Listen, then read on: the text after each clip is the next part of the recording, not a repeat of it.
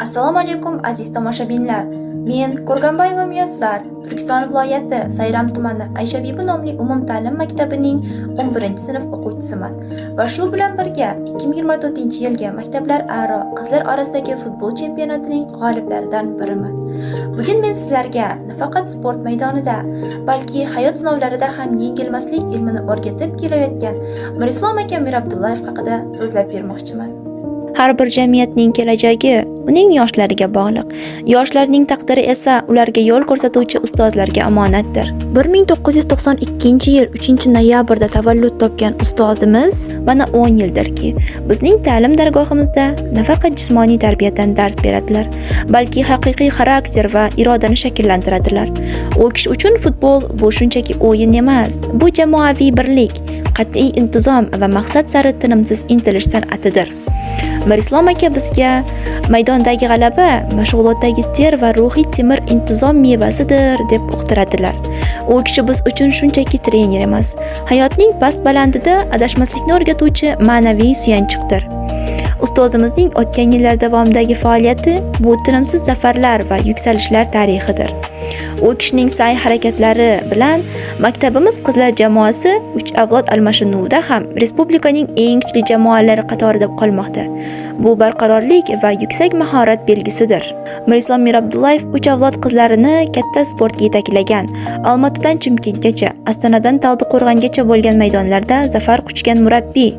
12 qara tuman chempioni, 8 qara viloyat bosqichi g'olibi, 2 qara Qozog'iston chempioni, respublika bosqichlarida 3 bor kumush va 1 bor bronza medali sohibi. Alohida ta'kidlash joizki, 2024-yilda maktabimiz jamoasini tayyorlab, futbol bo'yicha mamlakat chempioni degan sharafli nomga sazovor bo'ldilar. Ustozimizning o'zi ham sportchi sifatida namuna bo'lib, muallimlar o'rtasidagi respublika turnirida faxrli 3-o'rinni egallaganlar. Jami hisobda 12 bor tuman, 8 bor viloyat chempioni bo'lish bu tasodif emas. Bu Mirislom Mirabdullayev yaratgan mahorat maktabining natijasidir. Maktabimiz obro'sini yuksaklarga ko'tarib, yosh avlod qalbida vatanga muhabbat va sportga ishtiyoq uyg'otgan ustozimiz Mirislom Mirabdullayev bizning chinakam qahramonimizdir. U kishi o'rgatgan intizom va g'alabaga bo'lgan ishonch bizni umr bo'yi tark etmaydi. Zero ustozi bor insonning yo'li hamisha nurafshondir. Assalomu alaykum hammaga. Men Olimbekova Go'zal Aysha Bibi nomli umumta'lim maktabining bitiruvchisi va shuning bilan birga Islom aka Mirabdullayevning avvalgi shogirdlaridan biriman.